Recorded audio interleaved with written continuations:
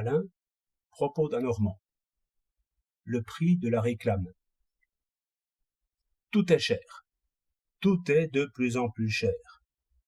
Il est trop simple de montrer le point au gouvernement.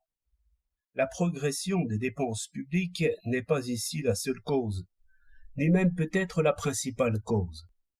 J'en veux expliquer une, à laquelle vous n'auriez peut-être pas pensé.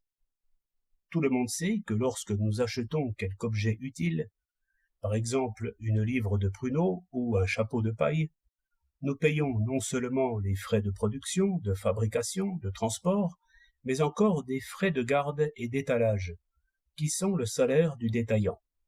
Ces frais-là, c'est le détaillant lui-même qui en fait le compte. Seulement, la concurrence entre les détaillants protège le consommateur. Il s'ouvre toujours, quand un certain commerce prospère, une boutique nouvelle qui affiche des prix moins élevés. Et ainsi le bénéfice du détaillant oscille autour d'une valeur d'équilibre que nous appelons le juste bénéfice. Seulement, la concurrence produit un autre effet, nuisible au consommateur. Tout détaillant cherche à vanter ses produits. Toute annonce est donc imitée par tous les détaillants. Cela est sans fin.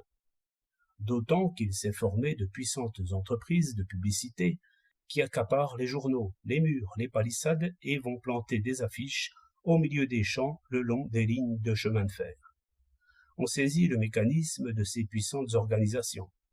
Elles exercent sur les commerçants une pression énergique. J'ai, dit le marchand de publicité, le monopole de ces inscriptions lumineuses que personne ne peut s'empêcher de lire. Si vous n'en voulez pas pour vos produits, je les offre à votre concurrent, qui en usera et vous dévorera. Le commerçant fait un sacrifice, qui, du reste, se traduit toujours par un flot de clients nouveaux. Mais quelque autre inventeur d'affiches va trouver le concurrent, et c'est une lutte sans fin. Nous aurons bientôt des dirigeables qui promèneront la nuit au-dessus des villes des constellations nouvelles.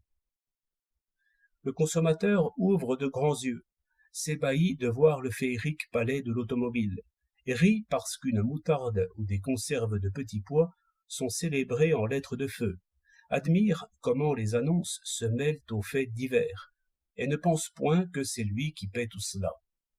Il le faut pourtant bien. Ces dépenses nouvelles s'imposent à tous les marchands et fabricants, et cela s'ajoute naturellement aux frais de garde ou de fabrication. Voilà une raison pour que tous les prix s'élèvent sans cesse.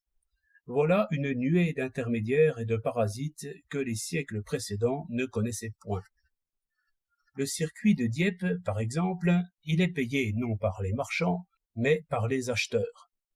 Consommateur, c'est ton argent qui court. 12 juillet 1908.